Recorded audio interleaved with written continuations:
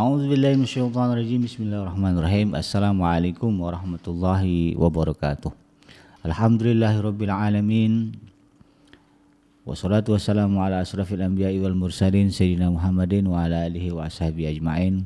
Ya alimullah ma'alimna ma yanfa'una wanfa'na bima 'allamtana wa zidna ilma wa aranal haqqa haqqa warzuqna ittiba'ah wa aranal batila batila warzuqna jatinabah. Al-haq adkhilna mudkhala sidqin wa akhrijna mukhraja sidqin wa ja'alna min ladunka sultanan nasira. Ja'al haqq wa zahaqal batil innal batil akana zahuqa. Rabbana innana amanna faghfir lana dzunubana wa qina adzabannar. Allahumma ighfir lil muslimin wal muslimat fi Filistin wa fi kulli makan. Allahumma ansur ikhwanal muslimin wal mujahidin fi Filistin wa fi kulli makan. Ya Aziz, Ya Jabbar, Ya Rabbal Alamin, walhamdulillahi Rabbil Alamin, amma ba'd. Alhamdulillah, segala puji dan syukur adalah milik Allah Tuhan semesta alam yang telah menciptakan kita.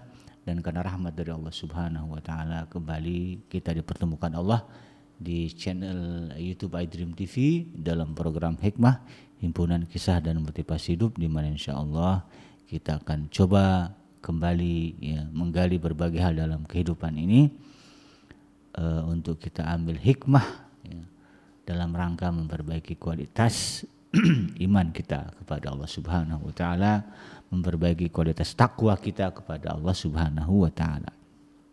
Tujuannya adalah yang mudah-mudahan dengan itu ketika kita berjumpa dengan Allah nanti kita termasuk ke dalam kelompok orang-orang yang berbahagia, termasuk ke dalam kelompok orang-orang yang beruntung. Nah, ini yang kita harapkan.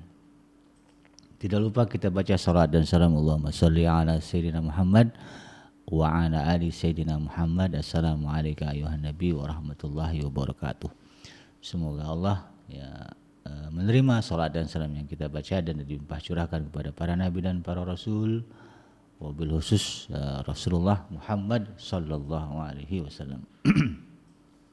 Dan semoga kita termasuk ke dalam kelompok yang orang yang akan berbahagia ketika berjumpa dengan Allah nanti di yaumul mahsyar, dijauhkan dari siksa api neraka, dimasukkan ke dalam golongan hamba-hambanya yang soleh, dimasukkan ke dalam jannahnya, dan dipertemukan dengan Rasulullah SAW di tepi sebuah telaga yang sangat indah, di bawah sebuah pohon yang sangat rindang.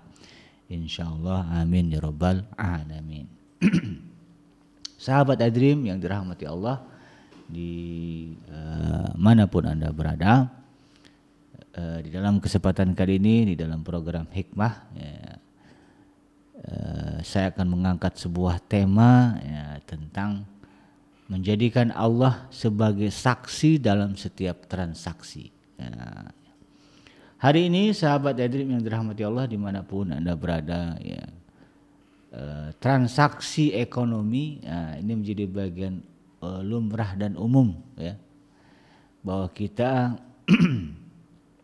di dalam keseharian kita banyak yang melakukan berbagai transaksi, baik secara ekonomi atau juga mungkin transaksi lain yang sifatnya kesepakatan umum, gitu ya, janji-janji, apalagi yang sifatnya terjadi antara kita dengan orang lain, atau bahasa umumnya kita sebut sebagai muamalah, gitu ya. Nah, ada hal yang mungkin kita lupakan ketika kita melakukan sebuah transaksi, lalu kemudian kita lupa melibatkan Allah sebagai saksi di dalam transaksi yang kita lakukan.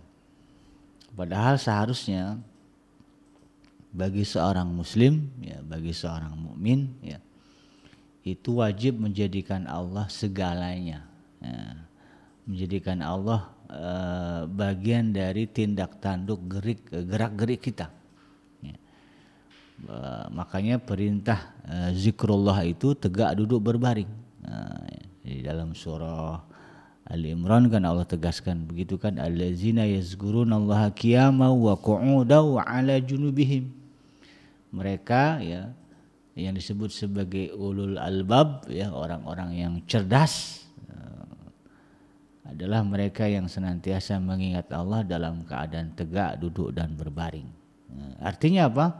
Dia tidak pernah tinggalkan Allah dalam segala gerak-gerik hidupnya, termasuk di dalam bertransaksi atau di dalam bermuamalah. Ya. Jadi bisa dibayangkan kalau setiap muslim lalu kemudian dia bermuamalah, bertransaksi, lalu kemudian menjadikan Allah bagian dari transaksinya, ya. Bagian dari muamalahnya, ya. Maka tentu ya, tidak ada yang berani melakukan kecurangan atau berkhianat, apalagi dua-duanya sama-sama takut kepada Allah. Nah, hal ini ya sahabat Adrim yang dirahmati Allah merupakan bagian dari iman dan amanah.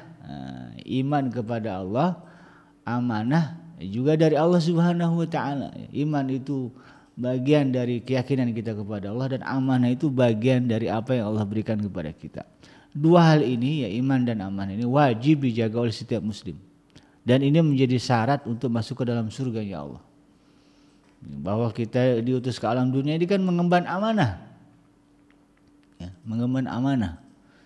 Itu menyembah Allah Subhanahu wa taala, ya, dalam bahasa mudahnya ya kita mengimani Allah dan bertakwa kepada Allah. Maka karena itu kemudian iman dan amanah ini harus kita jaga dalam berbagai tindak tanduk kita, ya. Kesepakatan kita, muamalah kita didasari oleh iman,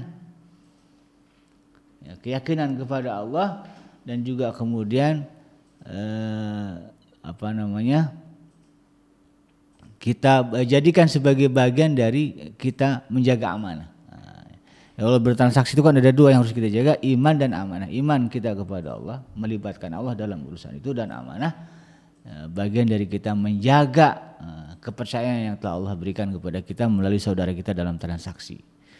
Jadi kita menyerahkan sesuatu, ya, dengan menyertakan Allah sebagai saksi, dan kita juga menerimanya dengan menyatakan Allah sebagai saksi.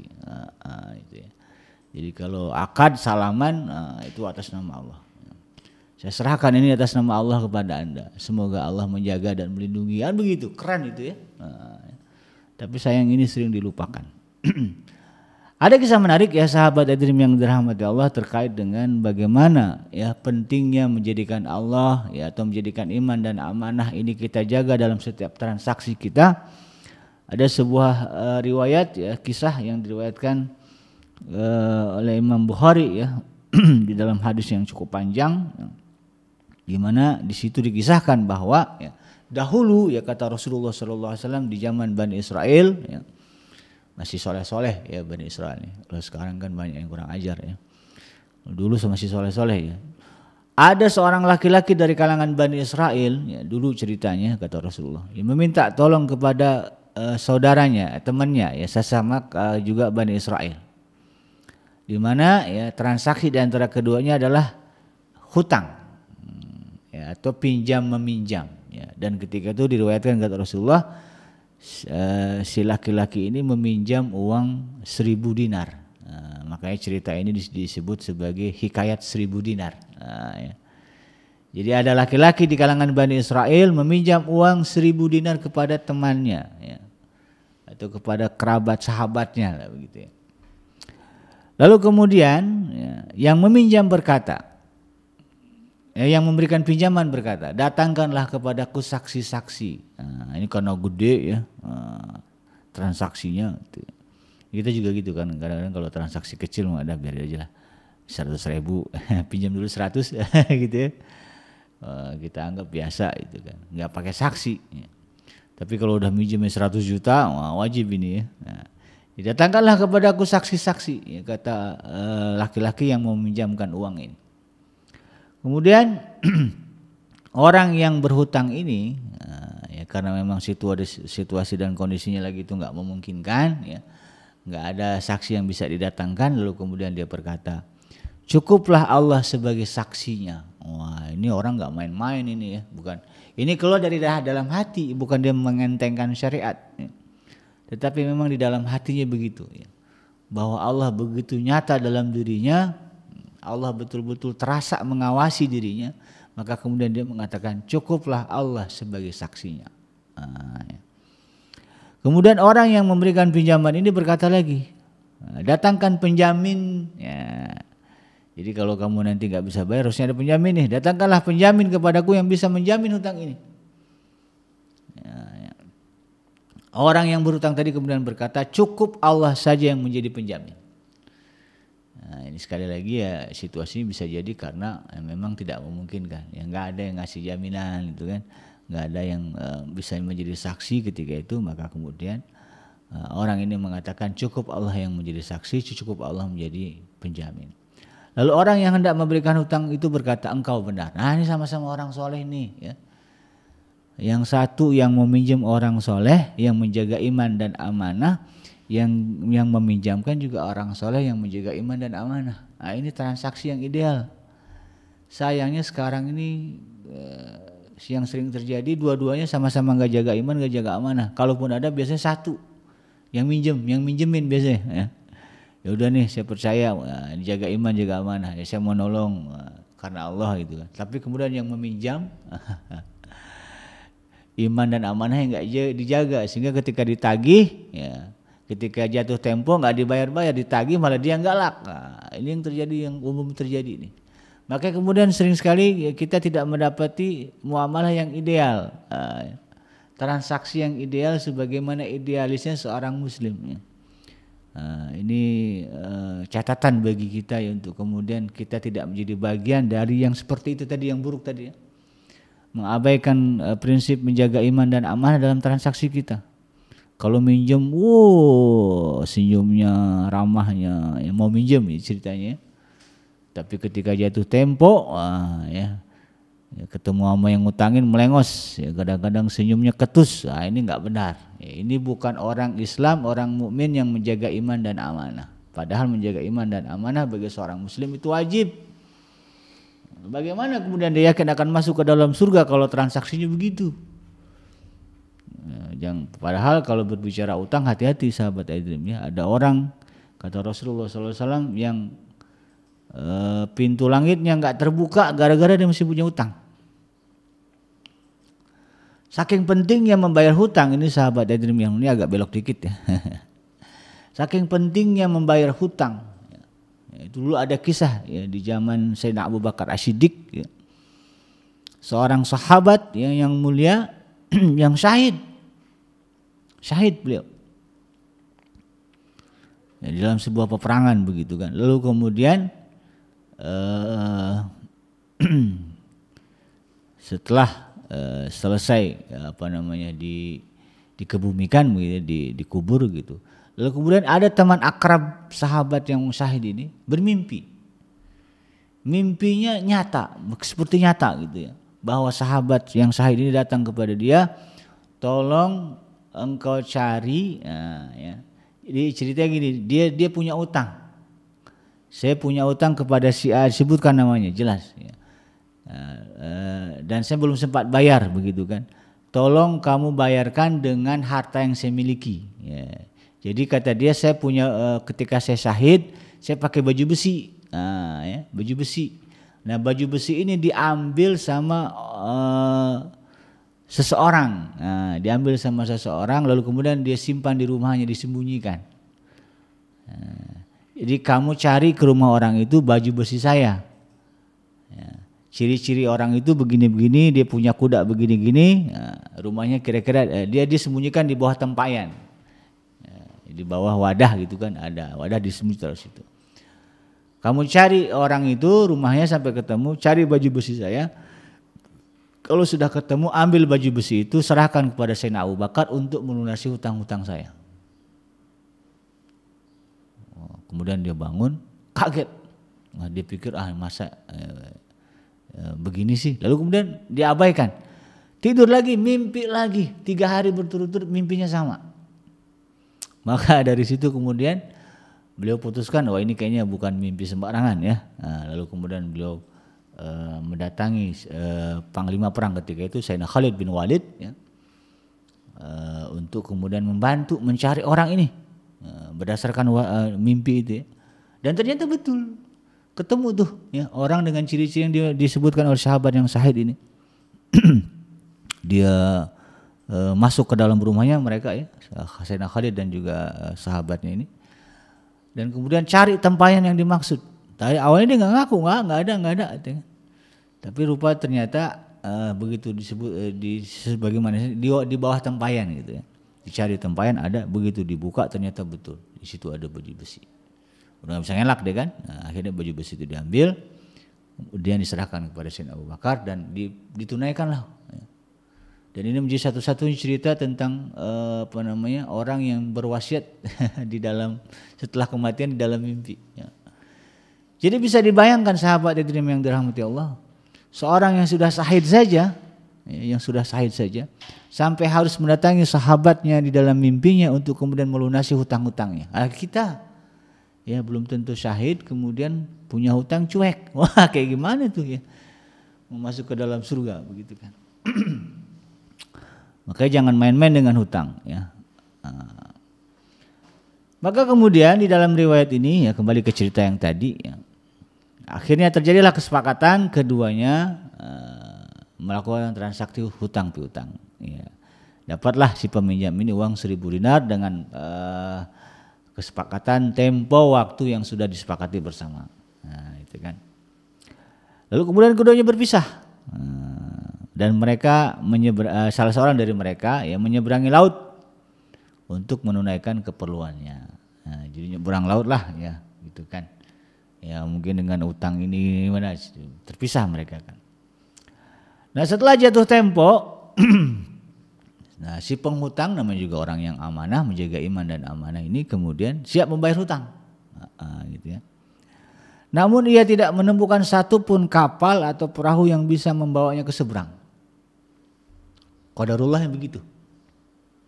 Nah ini ujian nih. Ya. Itu kalau melibatkan Allah pasti uji itu. Ujiannya begitu. Ya. Dia orangnya udah amanah mau bayar utang nggak bisa nyebrang. Padahal hari ini adalah hari kesepakatan. Dia yakin sahabatnya nunggu.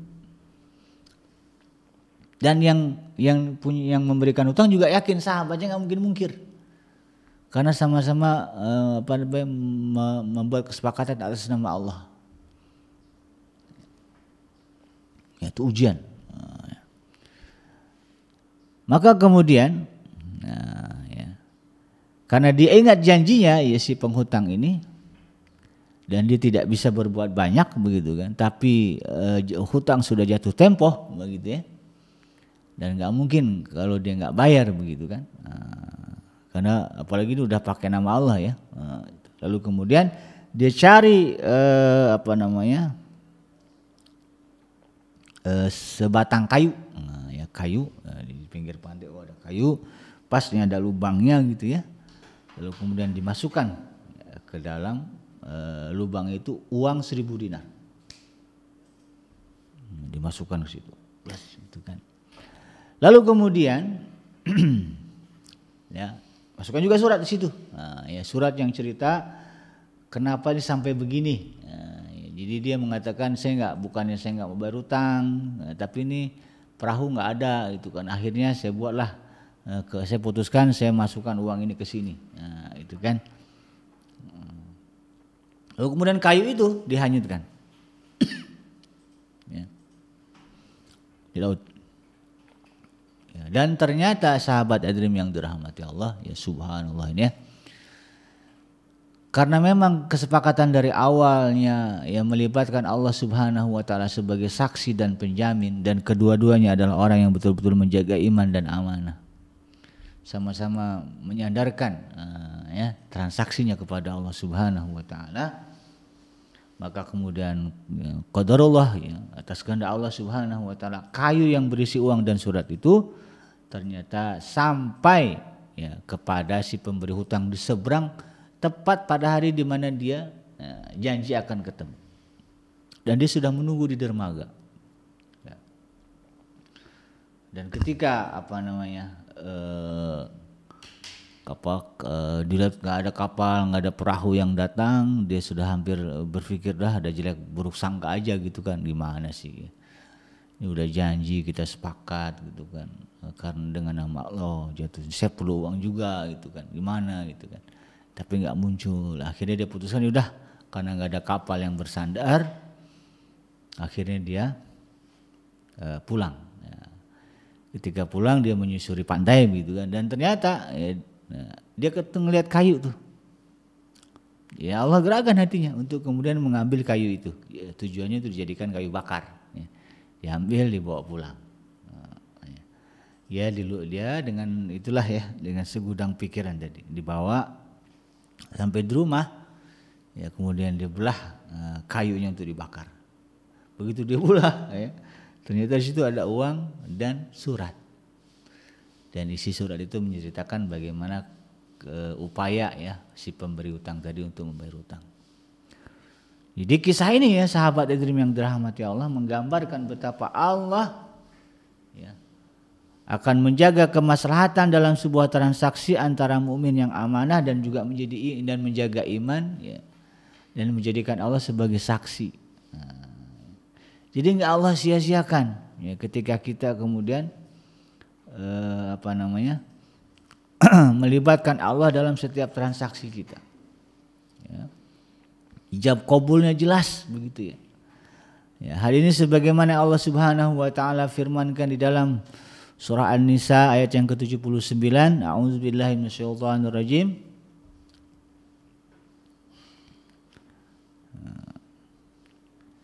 Ma asabaka min hasanatin faminallah wa ma asabaka min sayyi'atin famin nafsik wa arsalnaka linnasi rasulan wa kafa billahi syahida. Kebajikan apapun yang kamu peroleh adalah dari sisi Allah, dan keburukan apapun yang menimpamu itu dari kesalahan dirimu sendiri. Kami mengutus Muhammad menjadi rasul kepada seluruh manusia, dan cukuplah Allah yang menjadi saksi. Jadi dalam ayat ini saja Allah Subhanahu wa taala menegaskan betapa pentingnya kita ya, menjadi sebuah keutamaan bagi kita menjadikan Allah sebagai saksi dalam setiap transaksi muamalah yang kita lakukan. Kesepakatan yang dilakukan kita jadikan Allah sebagai saksi.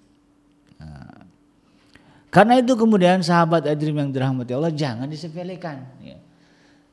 Dalam berbagai transaksi kita, di dalam berbagai kesepakatan kita, libatkan Allah sebagai saksi. Karena Allah adalah zat yang maha memelihara. Allah adalah zat yang maha berkuasa atas segala sesuatu. Kita adalah makhluk yang lemah yang bisa jadi ya, di dalam praktek kesepakatan ke depannya ya, kelemahan-kelemahan itu kemudian membuat kita tidak mampu dan sanggup menunaikan amanah. Ketika kita menjadikan Allah sebagai saksi, ketika Allah menjadikan Allah sebagai penjamin, maka ketika momen kelemahan itu terjadi, Allah yang akan mencukupkan, Allah yang akan membantu kita.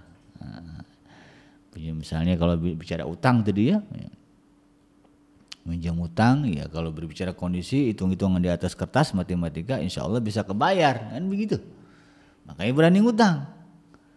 Tapi kan kita tidak pernah tahu masalah yang mungkin timbul, tiba-tiba ada COVID ya, kemudian semuanya serba tiarap ya, ekonomi merambat. Ini kan bagian dari hal yang tidak pernah kita duga. Nah yakinlah ketika kita kemudian menjadikan Allah sebagai sandaran, sebagai saksi dalam kesepakatan kita, ya kita ngutang ke teman, ngutang ke orang, lalu kemudian kita libatkan, kita katakan Allah, dengan narasi atau akad yang menyatakan bahwa saya menjadikan Allah sebagai saksi dalam kesepakatan kita. Kalau seperti ini yang kita lakukan, maka insya Allah ya, ketika terjadi persoalan problem ya, yang kemudian mengganggu kesepakatan kita ya, kesepakatan yang sudah kita lakukan insya Allah akan dijaga oleh Allah Subhanahu wa taala. Ya, karena ayatnya jelas, wa may yattaqillaha yaj'al lahu makhrajan wa yarzuqhu min haitsu la yahtasib. Wa may yatawakkal 'ala Allah fa huwa hasbuh. Siapa yang bertakwa kepada Allah, nah bagian dari takwa itu tadi ya. Melibatkan Allah, menjadikan Allah sebagai bagian dari saksi ya, dalam kesepakatan kita, ini kan bagian dari ketakwaan.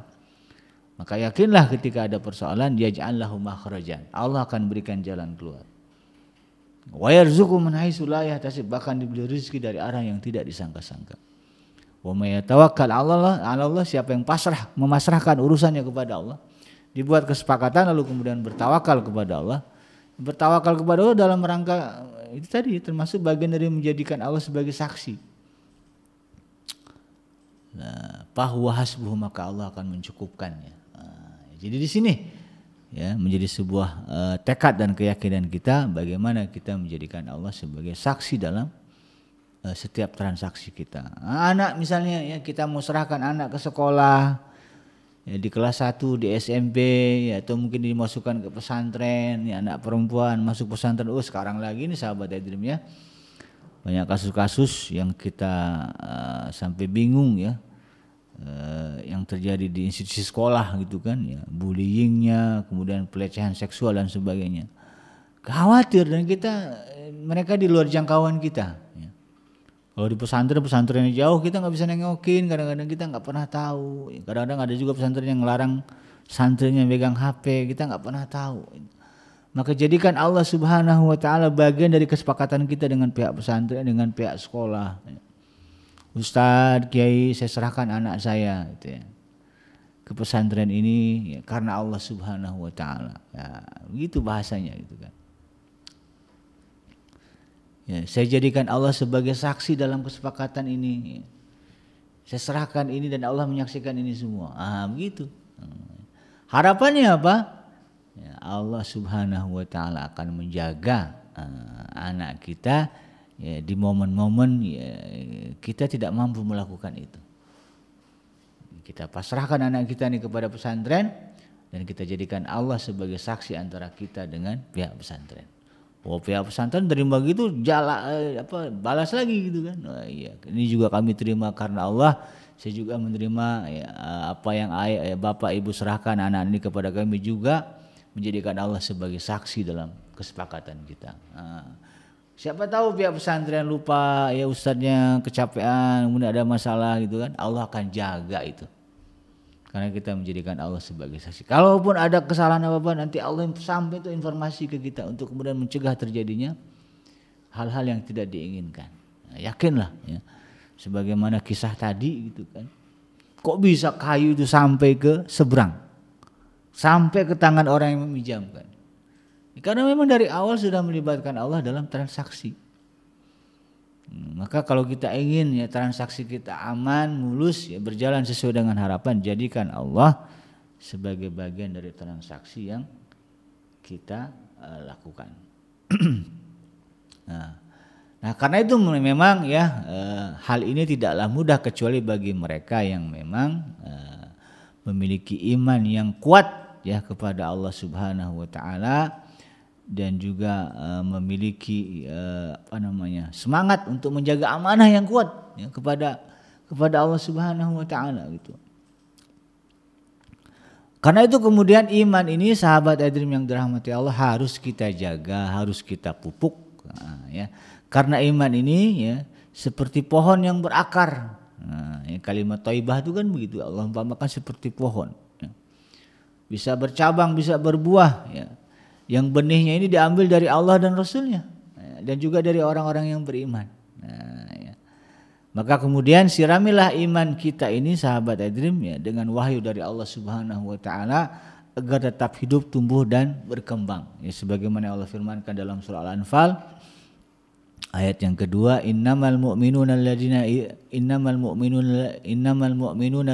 idza dzukirallahu wajilat qulubuhum wa idza tuliyat 'alaihim ayatuhu zadatuhum imana wa 'ala rabbihim yatawakkalun.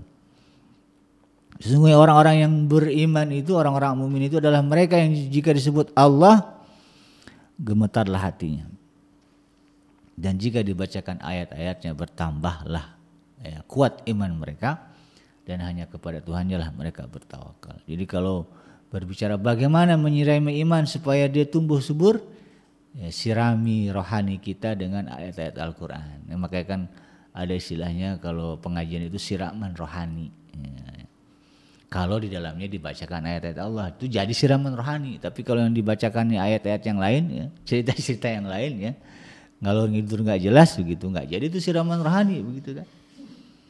Ya, jadi kayak yang namanya siraman rohani, isinya adalah yang dibahasnya adalah ayat-ayat Allah. Maka bertambahlah iman mereka. Nah, kalau berbicara tanaman, ya nggak cukup cuma disiram, juga harus disinari. Nah, ya, kan ada istilah fotosintesis tuh. Nah, ya.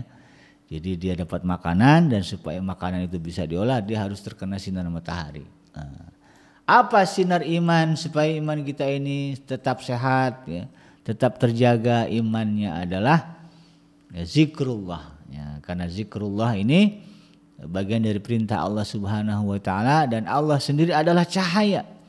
Nurun ala nur yahdillahu linurihi may yasha. Ya, dalam surah An-Nur ayat yang ke-35.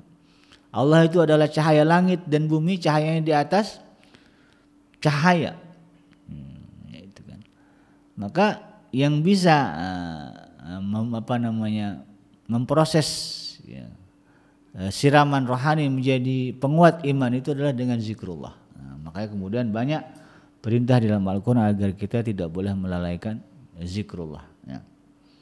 Nah kemudian dijaga iman ini supaya ya tidak mudah diinjak. Ya, kalau ada hewan begitu kan, ada gangguan, ya, dijaga, dipagerin gitu kan, supaya tidak mudah dirusak.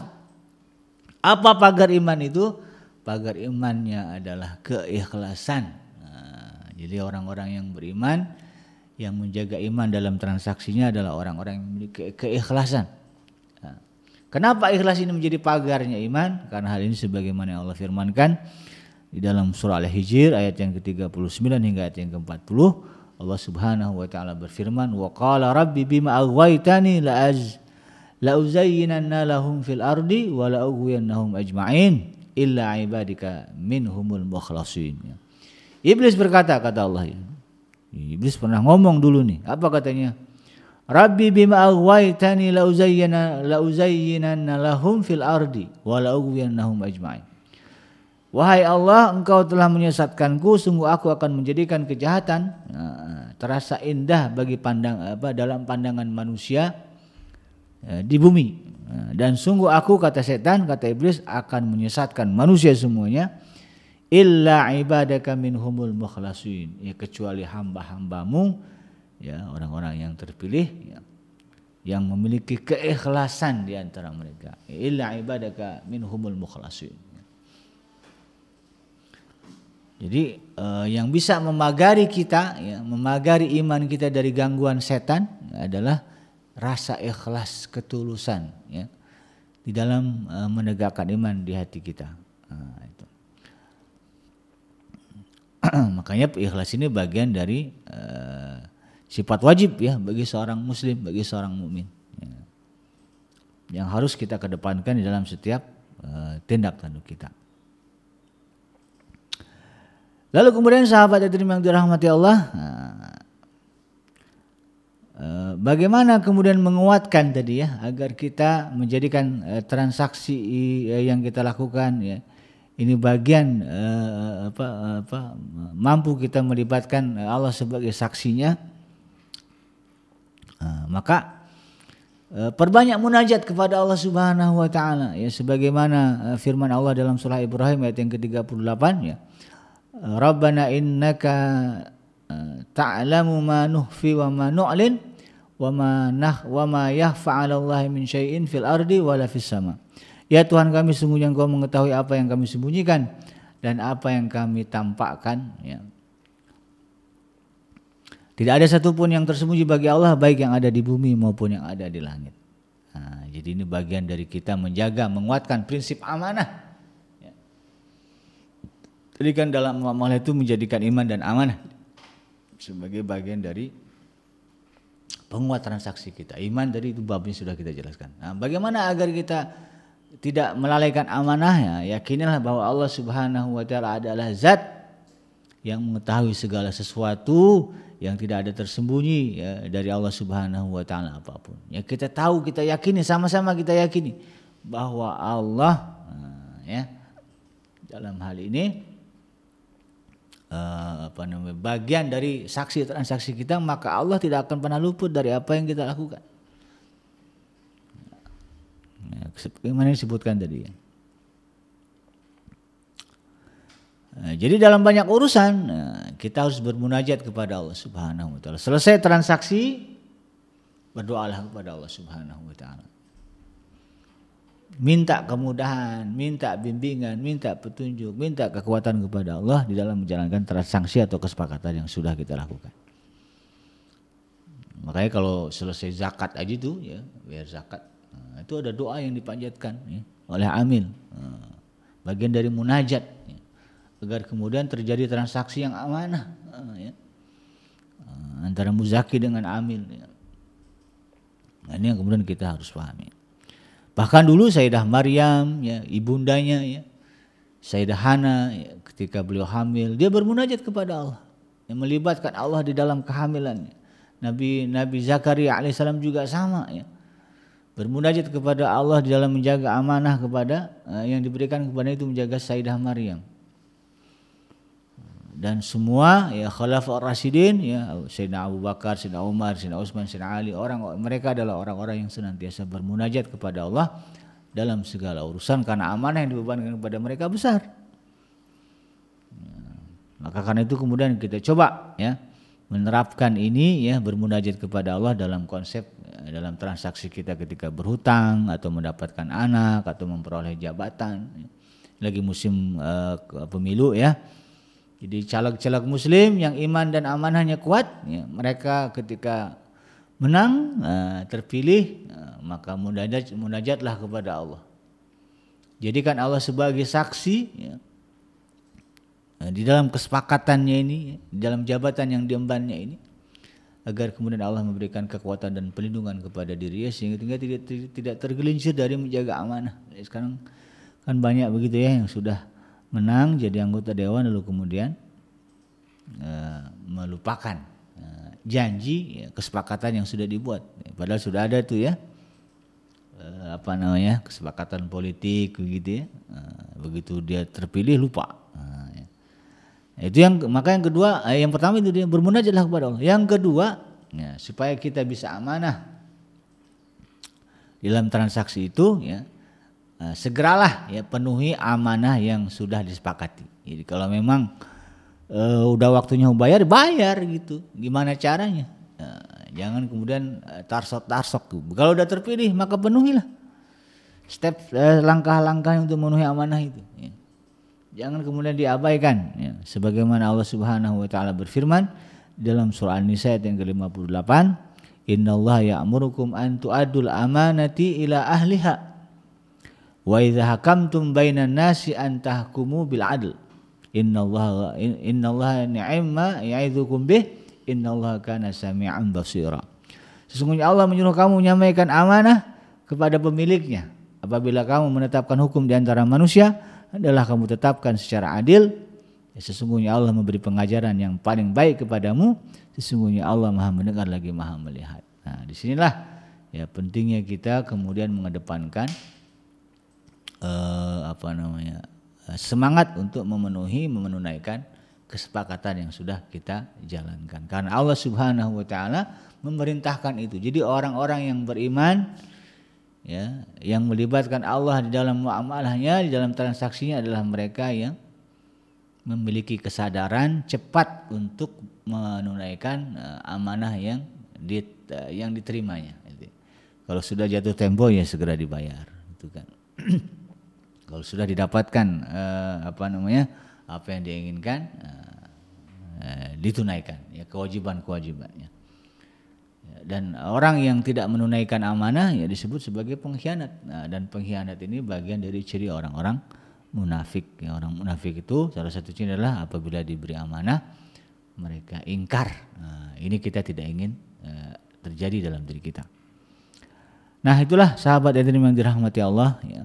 Apa yang bisa saya sampaikan di kesempatan kali ini di dalam program Hikmah ya, dengan tema menjadikan Allah sebagai saksi dalam berbagai transaksi kita. Mudah-mudahan kita termasuk orang yang mampu ya menunaikan menjaga iman dalam setiap transaksi kita dan mampu menunaikan amanah yang diberikan di dalam setiap transaksi muamalah yang kita lakukan. Dan harapannya tentu dengan itu ya kita menjadi hamba-hamba ya yang dirahmati oleh Allah Subhanahu wa taala di dunia maupun juga di akhirat ya. selamat kita di dunia, selamat juga kita di akhirat. Kuncinya adalah menjaga iman dan amanah. Yang benar datangnya dari Allah Subhanahu wa taala dan yang salah semata-mata lahir dari kealfaan dan juga kekhilafan saya pribadi. Saya bikin pamit undur. Subhanakallahumma rabbana wa bihamdika asyhadu an la ilaha illa anta astaghfiruka wa atubu ilaik. Walhamdulillahirabbil alamin. Wassalamualaikum warahmatullahi wabarakatuh.